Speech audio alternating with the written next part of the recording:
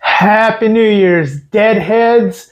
Here's to a great 2024. We have one last video for you today. We're going to take a look at the Pimax Portal Qled edition, and we're going to showcase some footage on PlayStation 2, 3DS, and just show you how beautiful this Qled screen is, running some higher-end emulation. So guys, I hope that you have a wonderful end of 2023, and we look forward to what 2024 will bring. And let's get to some game footage, okay? Happy New Year. We'll be right back.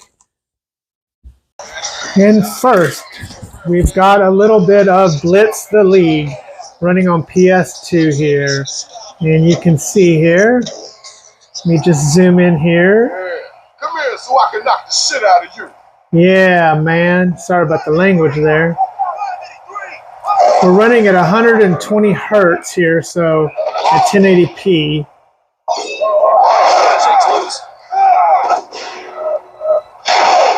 He's in the open field. We're running at a 2x multiplier. Running with Nether SX as the emulator.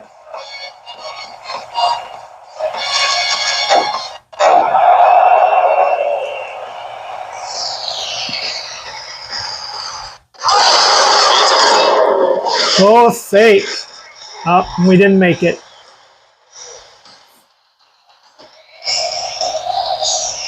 Some crazy graphics. This game is from 2005. It's a midway game. And again, we're running on PlayStation 2 here. Pop him. Oh, he got me thrown down. You know, the Blitz series really should come back. I don't know why it's not back So here. the offense begins.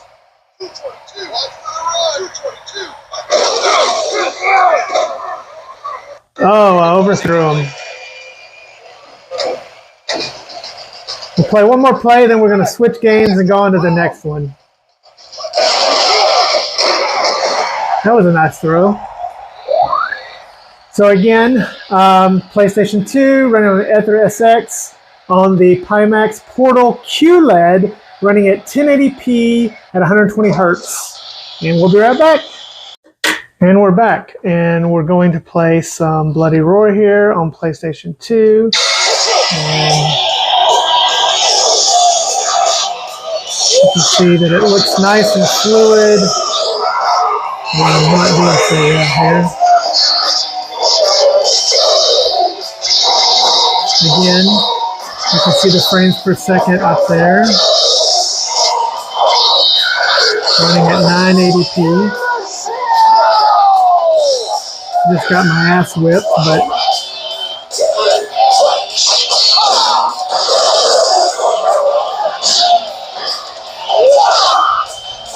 it's just beautifully looking on this screen. And yes, the Odin 2 is going to give you much better, reliable PlayStation 2, but you're not going to get this screen on the Odin 2.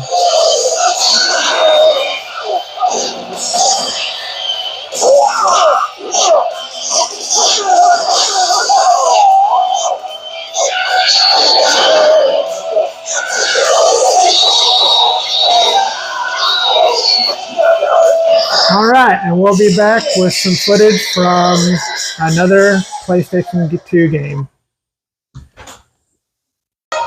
And we're back with some God of War. Of course, this is a game that everybody wants to see how it runs. And so, again, pretty impressive on this chip. This is a Snapdragon chip, but the software running Android 10 and the lack of real Vulkan support, it's pretty amazing that this can run as well as it does at a 1.5x resolution with some shaders Again, running at 1080p at 120 hertz. And very minimal slowdown.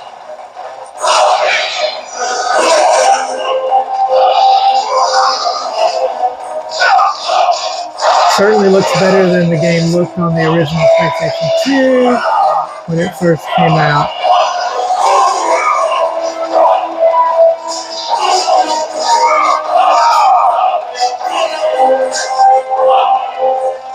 Okay, and we're going to switch off and show a little bit of 3DS footage next, and we will be right back. Okay, now we have some 3DS. Again, we're running at 1080p 120 hertz. You can see it is getting 120 frames per second, which is pretty impressive. So you probably will see a little bit of the screen refreshed here in the video as I capture. But you can see that this just looks freaking gorgeous. It looks much better in person than it does on the film capturing here, but I'm going to try to do the best job I can to get you guys a good look at this. This is running through the Citra enhanced version of the emulator. And again, 1080p at 120 hertz. We're running this at a 2x resolution internally.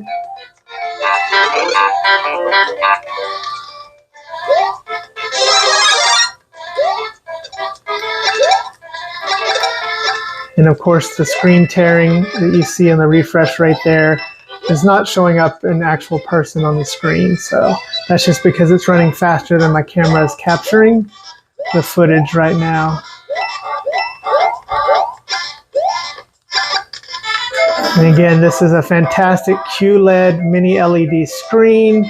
It can do 4K, although for anything non-Android that is retro, you're just going to waste battery by running above 1080p. So even here with the 120 hertz, not sure getting a lot of benefit to the cost performance.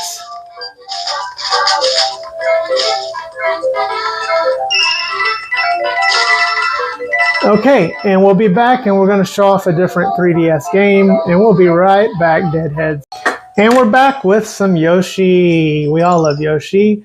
And again, we're running at 120 frames per second, 1080p, 120 hertz on this QLED screen, which is just absolutely gorgeous. This is, again, new Yoshi's Island on the 3DS.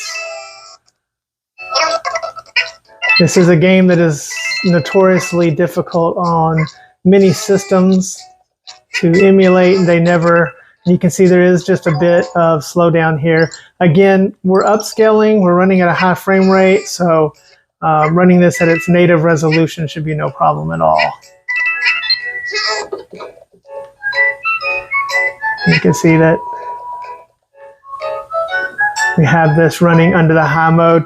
Again, the difference here with this model, you can actually take the controller off and play it Switch style, which is kind of neat and fun.